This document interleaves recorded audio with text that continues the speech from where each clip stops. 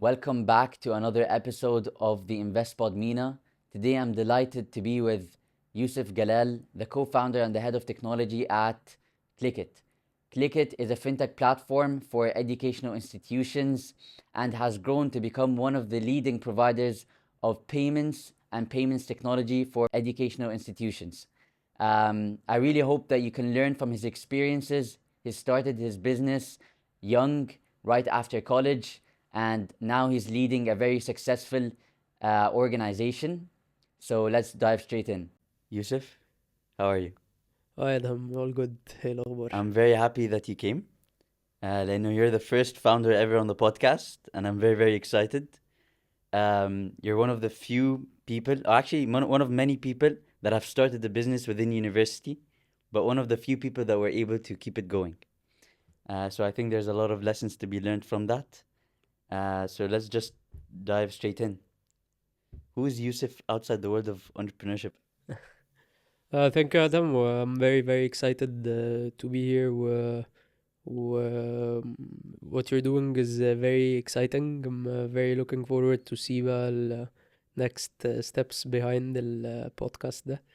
أنا I've never thought I'd be in the entrepreneurship world يعني during my time at university. I've always been into sports. I was playing tennis since I was 5 years old. I've been competing until I graduated, where I always had the idea of getting into the corporate world and taking the normal ladder يعني there. بس it was all by coincidence. It started the competition back at AUC.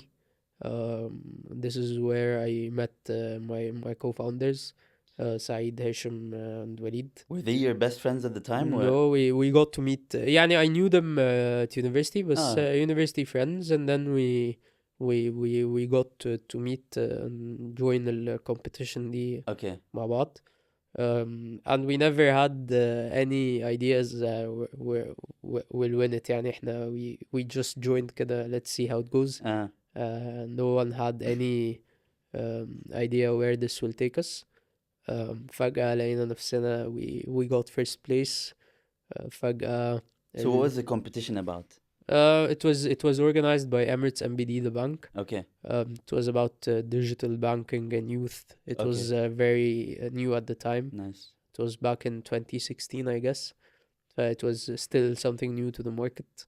And the idea we won with was something very different than what we do now. So back then, if you remember, there was nothing like online tickets for events, nothing like Tickets Marché, Taskarti, and so on. So our initial idea was let's do something similar to this on Facebook, because this is how events on Facebook was done, and then you call a sales guy, you meet them paying cash and get like your an ticket. integrated platform where you can pay instantly. And using the idea of events on Facebook.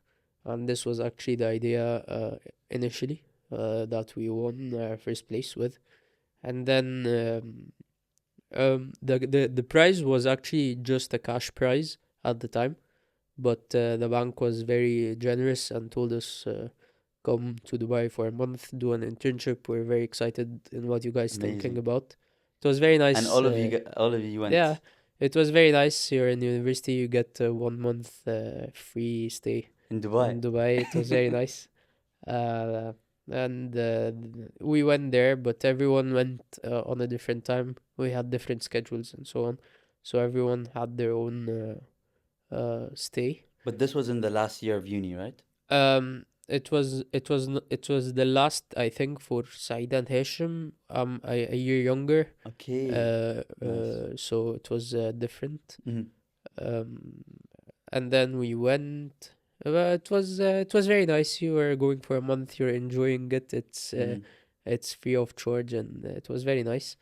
And then when we came back, we started having the thoughts of why not to actually explore and the idea. Try to start this as a company maybe it actually makes sense if we won first place, and if they told us, okay, come to Dubai and tell us what you guys are thinking about, then definitely it might have potential.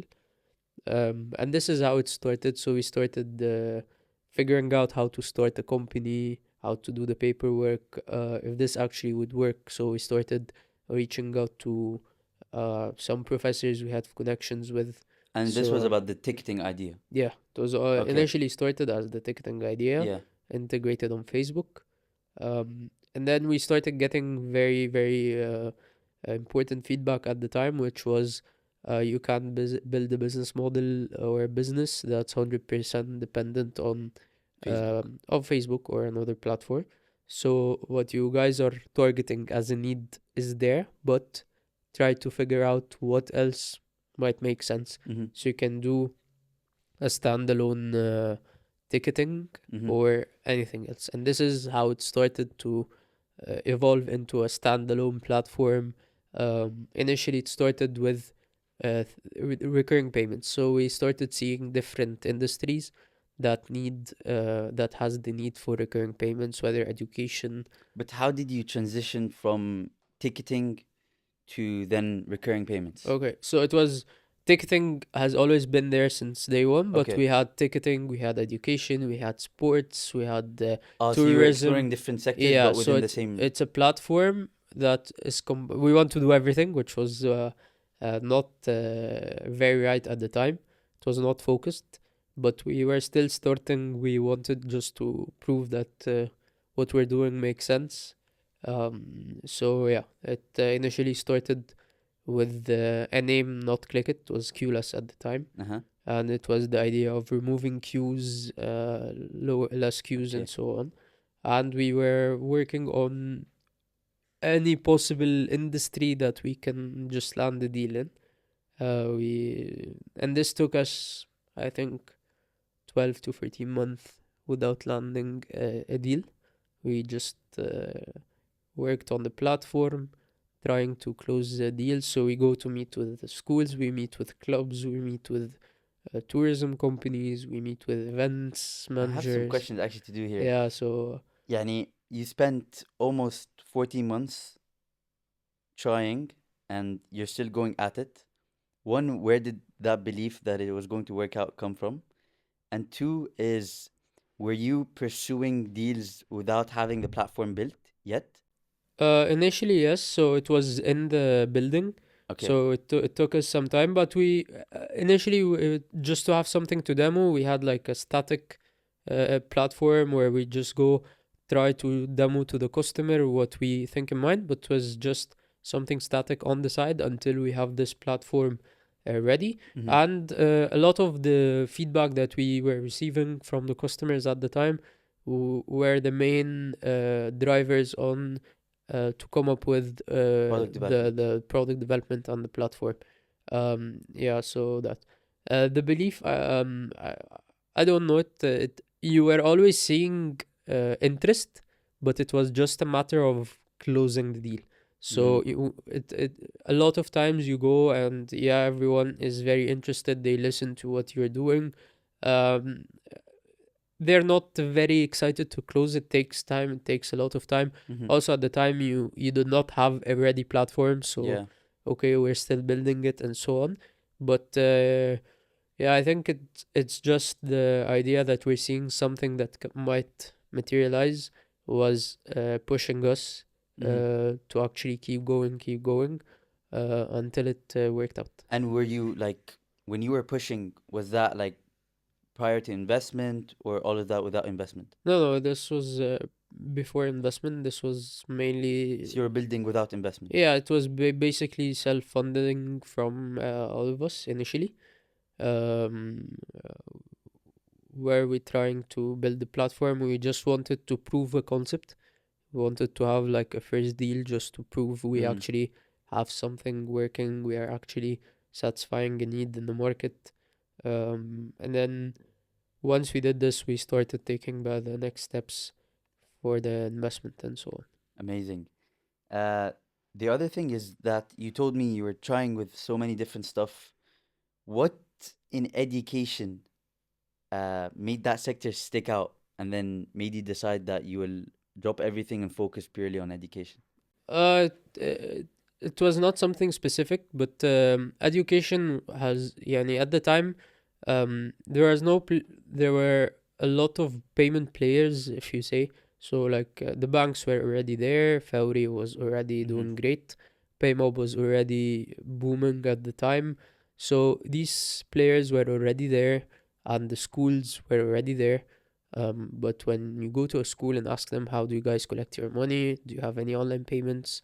Um, Everyone says no. And it was very interesting for us why these schools are not integrating with these payment players.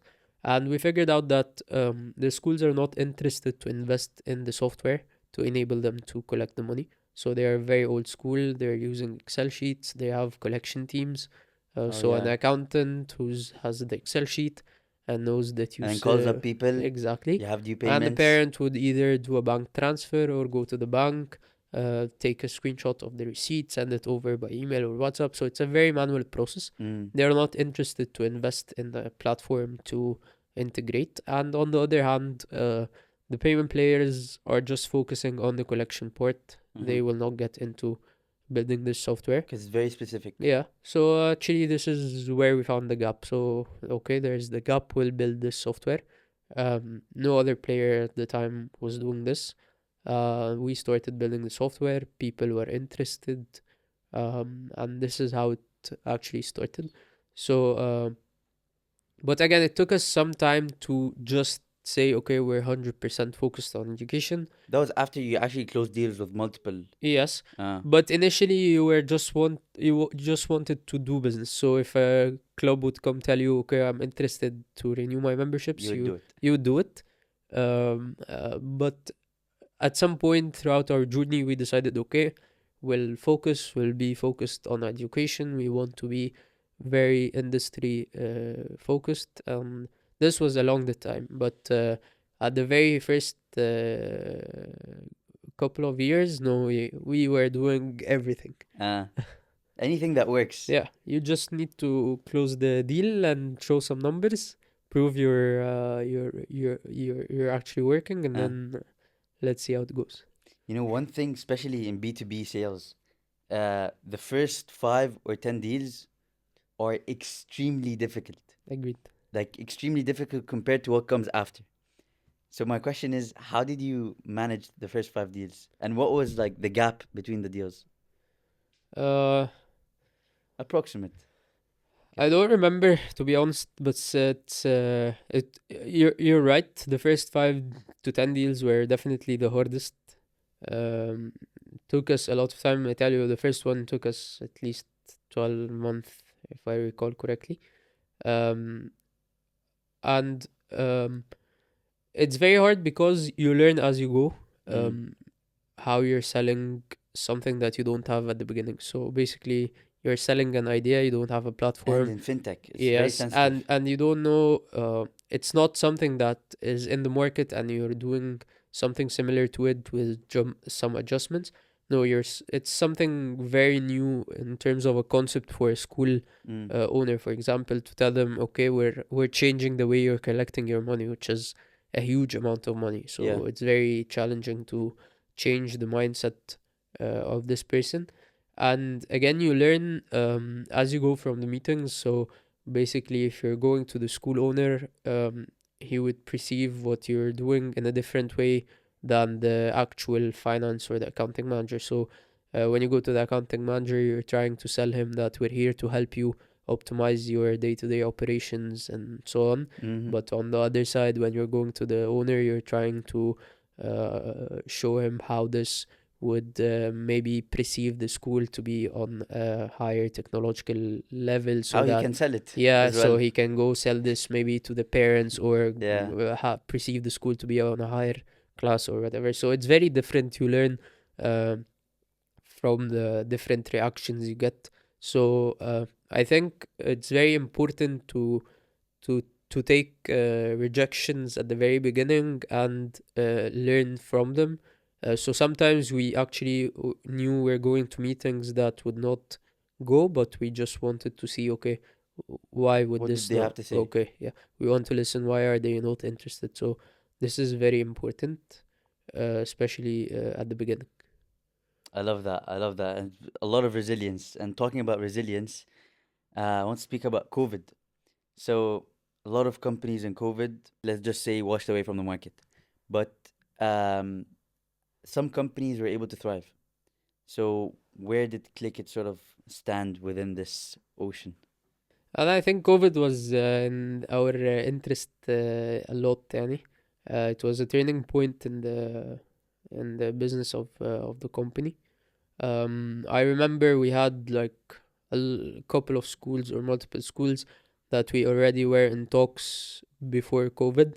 They were the ones who reached out during COVID. Okay, we want to start So those are using. people that rejected you, Not rejected, but it's put you nice. on hold. It's nice, but they're not running to close the deal or Ah, not eager to close the deal.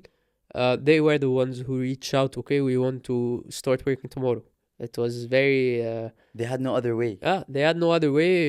فجأة no banks. Parents are not Okay. paying. They need to figure out a way. So this was a turning point.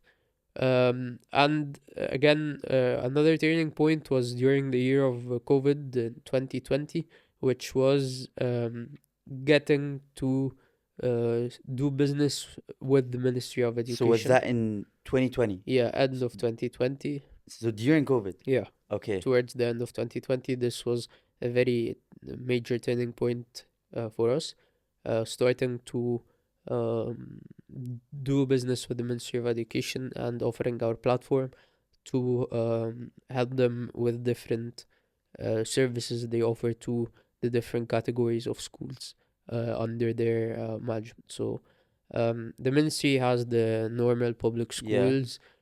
They have other type of Investments. schools, which are the private-public partnerships, which Mm-hmm. are schools that are done in a different way than the normal public schools. And there are different projects we work with them there. So this was a turning point. We started getting into these different services, and it was a totally different story. We're talking about mass in terms of numbers, so a mass number of Yeah, students. so one day is like 50 schools. Yeah, or you can talk hundreds and thousands of schools if you're talking about the public sector, for example. So it was a different story. It was a major changing point for us Mm-hmm. to start by getting exposed to bigger numbers.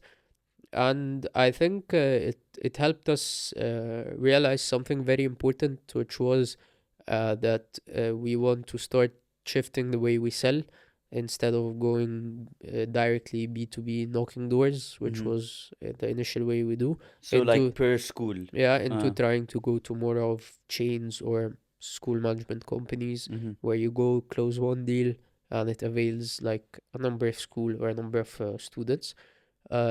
So this was a turning point for us.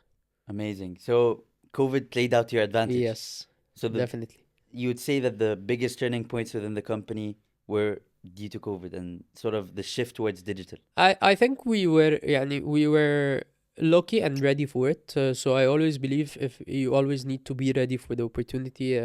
Maybe it's a bit of a cliche statement, but it's actually a very true statement. We were ready for it, so we never knew COVID would come, but we were always ready, going to the schools, trying to pitch. So they already knew about us. But if we were not ready for that, if we do not have the platform ready and so on, even if they reached out, it wouldn't have worked. So yeah, it was an important turning point, but Uh-huh. I think we were ready for it, and it was very important that we were ready for such unplanned event. Yeah. Right.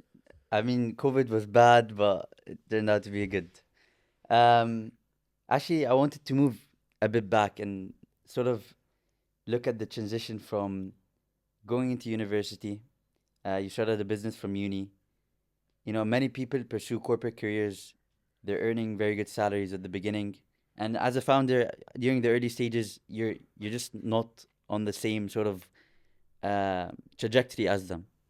So, yeah, I know that you worked in Dell for Yes. for a period of time. But I have two questions based on that. when did you decide, or what made you decide that you're going to commit to Click It full time? And second thing was, when you gave up your career in Dell in order to pursue Click It, did you ever feel some sort of regret that you did? Um, Honestly, يعني it was not only me. We all four, during our early times, we tried to find different jobs just to have any source of income. It was Mm. very challenging at the beginning.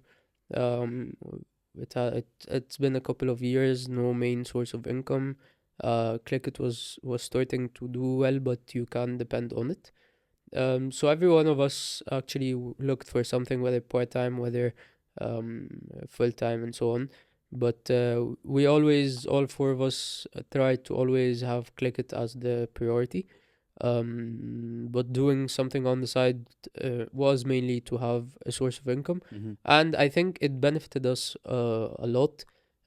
This is something I see in everyone, and especially something I was working on during my time at Dell was I trying to see what a multinational does in terms of, for example, I never had the experience on how to manage a team, how to hire a team, how to do an internal process, and so Mm. on.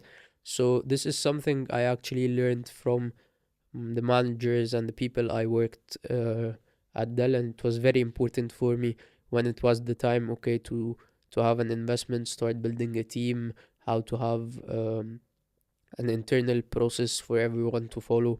So I think if we weren't exposed to such experiences, um, we would have You done it, wouldn't have but been we ready, just like you said. yes, we would do it and learn as we go. I think this helped us maybe skip a couple of steps or jump a couple of steps. But it was يعني it was very challenging to like be uh, doing two jobs as full time. Yeah. But again, I think it helped us in other aspects because again, we all started during our time at uni. We had internships, but it's totally different. Uh, Absolutely. yeah, and when you're trying to build a company, it's totally different than just being Part of a company. part of a company. You have to build a team. You have to make sure everyone has a process to work because again, you don't want to have 100% dependability on yourself while having a team. Yep. That's yeah, I think this is always the challenge when you're scaling in terms of the headcount, how to make sure these people can come and uh, roll on their own. So actually, uh, just following up from that, did you ever feel any regret? No, I never had regrets on this because I knew I'd do it at some point, so it was already in my plan. I'll be going there for some time until Clickit starts to pick up and I have some a source of income that I could depend on. Mm-hmm. Um, but again, my work at Dell, for example, was um, uh, 3 days a week, but it Okay. was on a shift basis. Sometime one of these days was a Friday, so basically I had 3 4 days that I could commit Makes sense. Yeah. 100% to click it. So again, doing something like this usually needs to be planned on how you do it because you need to always give the 100% to In click it whatever you're or doing. exact. Yeah. So everyone also had whether part-time jobs that they could do while still giving the 100%. So but if we did not get such chances, so if for example I stayed a year and a half until I found this opportunity. Mm. I did not So Click It for a year and a a year half. and a half, and on the side I was searching for something, whether part-time, whether whatever, but something that can Accommodate what accommodate you're looking for for. the current setup until I'm ready. So I was always looking for something that would work, but I knew it would be for some time, and then um, I would leave. A lot of resilience. Um, and you mentioned something which is about leadership, actually, which is how you build a team that is not 100% dependent on you. I think this is a very, very common challenge, um, the idea of people building very successful entities, but at the end of the day, the simplest of problems, they're responsible to delegate how to solve the problem. So, what is your philosophy behind hiring, and how do you sort of build the culture that people chase after solving their own problems?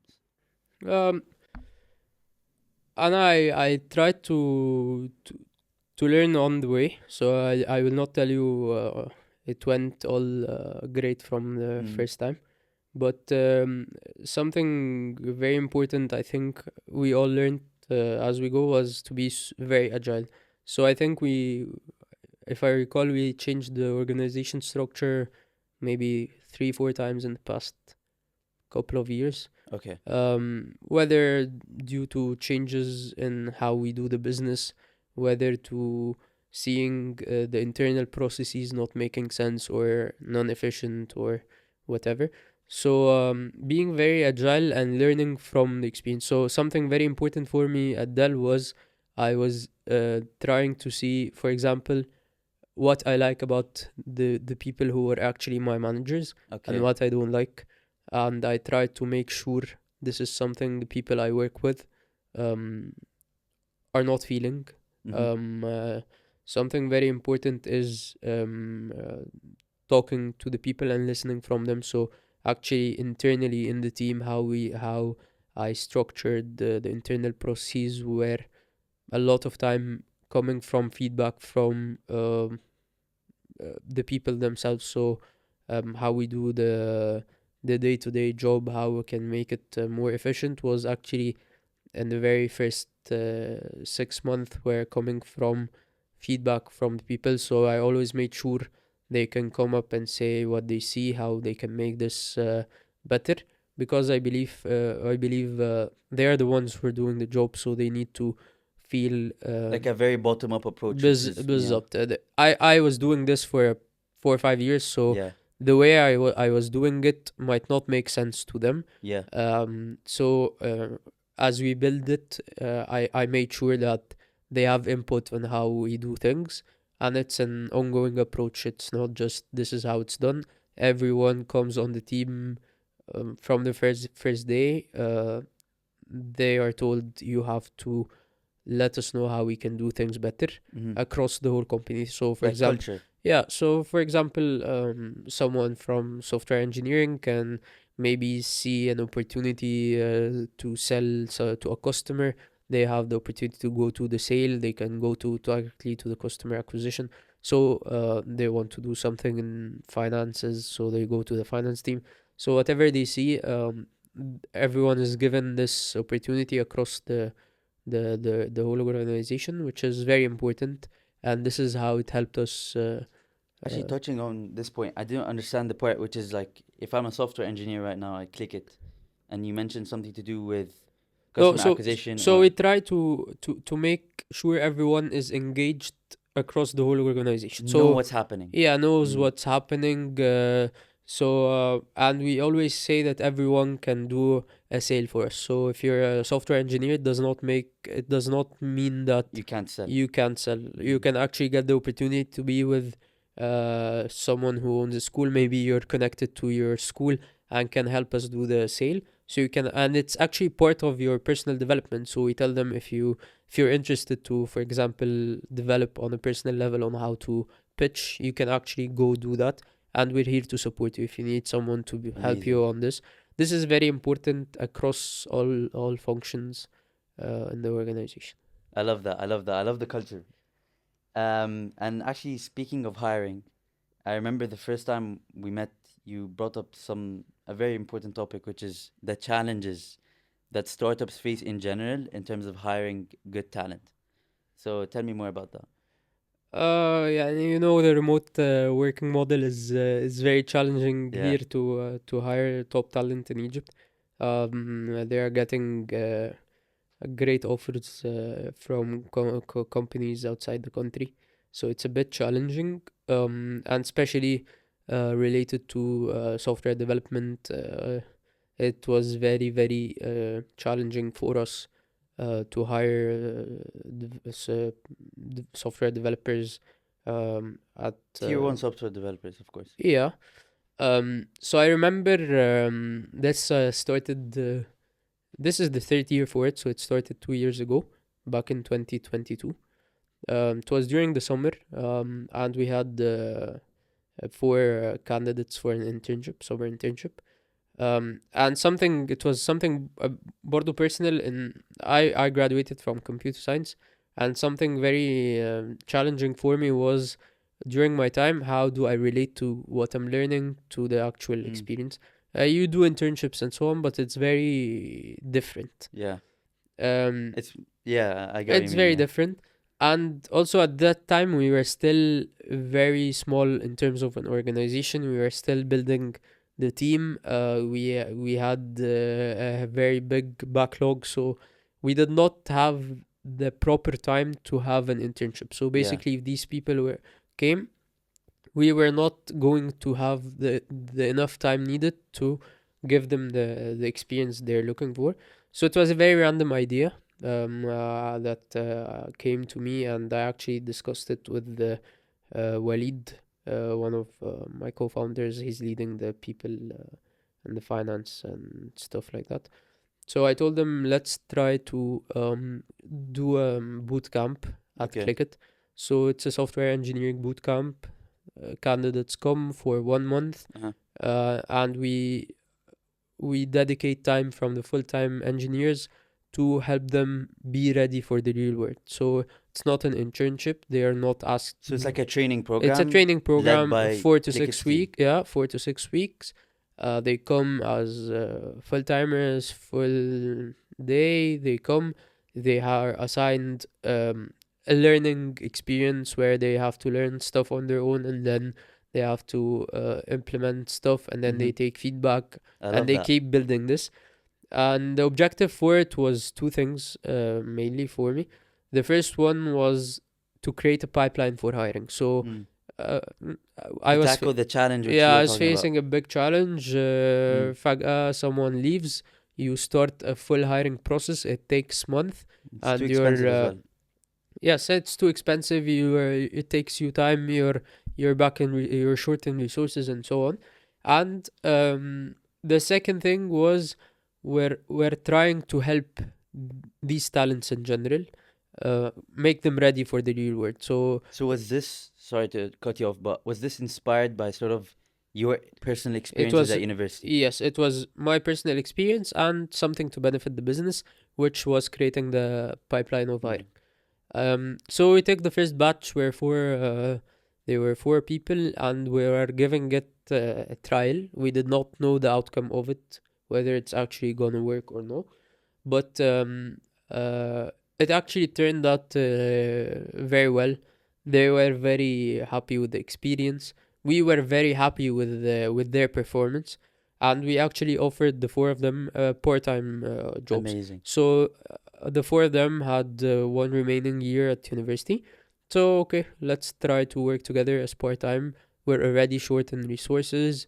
You guys are already know what we do. Yeah. You're showing great potential. And you've proven that they have potential as well. Exactly, and it's very nice. We will include you in our next hiring batches, and it makes a lot of sense.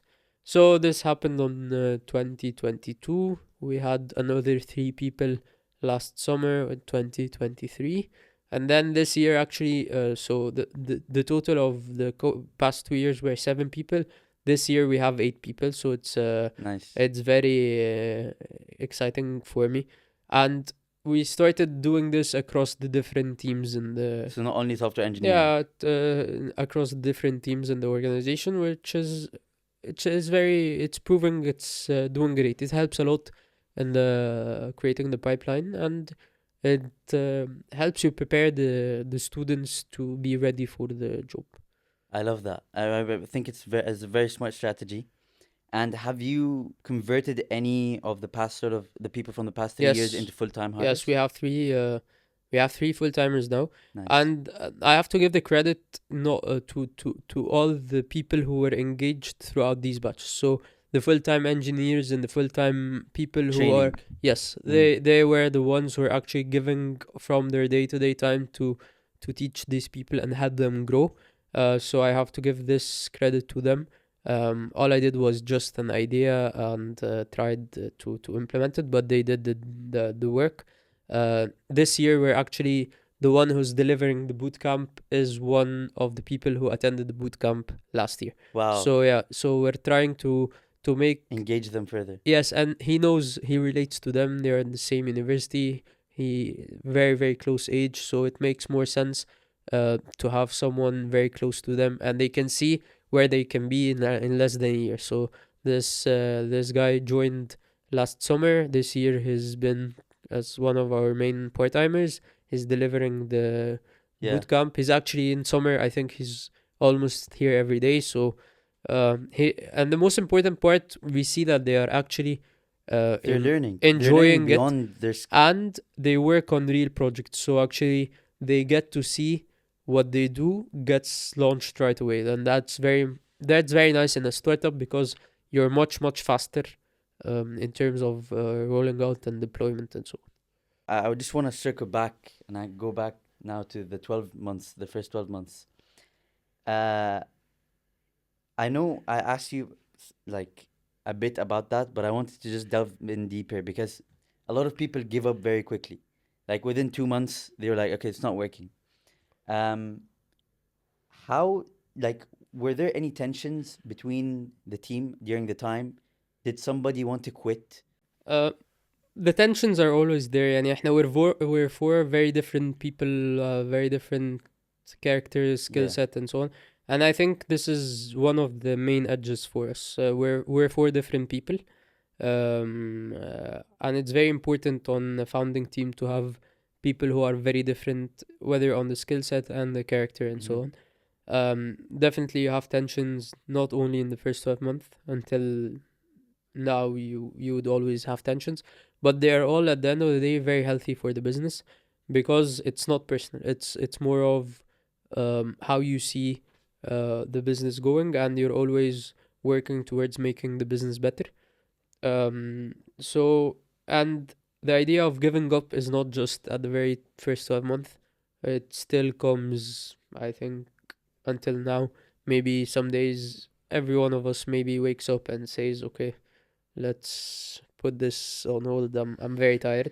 I'm done. But that's I think this is part of the entrepreneurship experience. It's very challenging. It's not for everyone.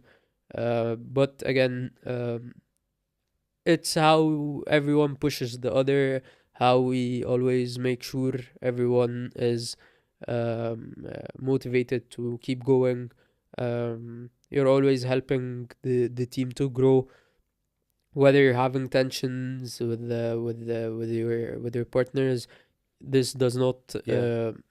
reflect on the people who are working. So it's very important in how you manage it internally. We learned a lot. So how Especially fresh out of college. yes, we learned a lot how to manage actually the tension between us, how to have it for the benefit of the business, how to speak up, how to solve the problems at the very beginning. So if you're having something you need to say, just come and say it. It's for the business. So you don't want things to just grow and keep making a problem out of nothing. But the tension is always there. I think it's very healthy for the business, and it always needs to be there. Yeah. And the idea of giving up, I think, comes to every founder throughout the journey, regardless he's growing or not. One day it's up, one day it's down. Yes, and it's not just up or down. You have a lot of other factors, not the day-to-day business. So you have you have to handle customers. You have to deal with a global economic situation. You have to deal with a lot of other factors, not just the day-to-day business operations. Talking about all of this struggle, and also then your resilience through COVID. Uh, what is one piece of advice? Because I know this would be valuable advice from somebody who's literally taken it from the beginning.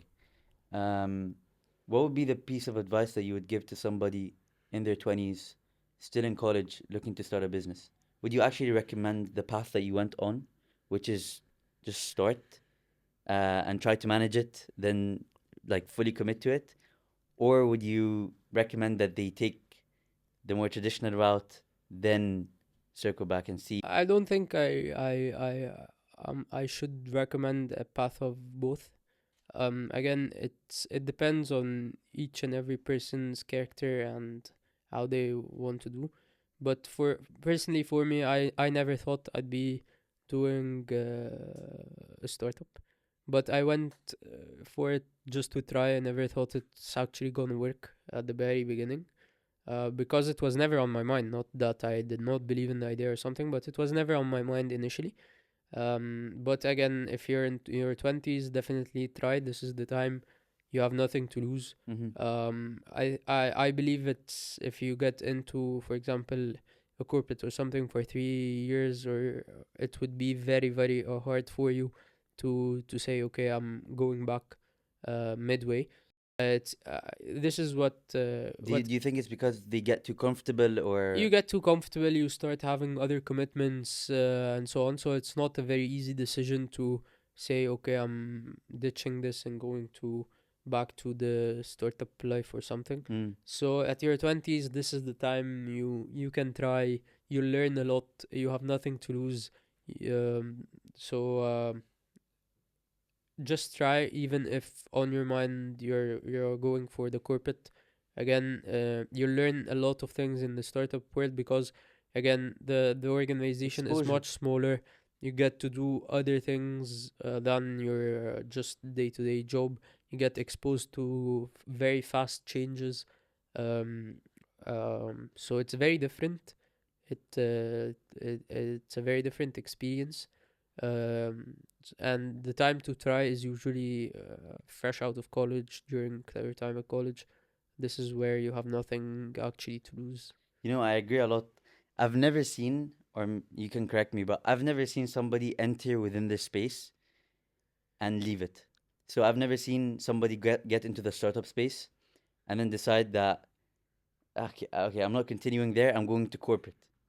Yes, they may go into the startup space, then become an investor, become this, but still engaged within the community. So what do you think is like? Why do people do that? What's the thing that really like makes them stick?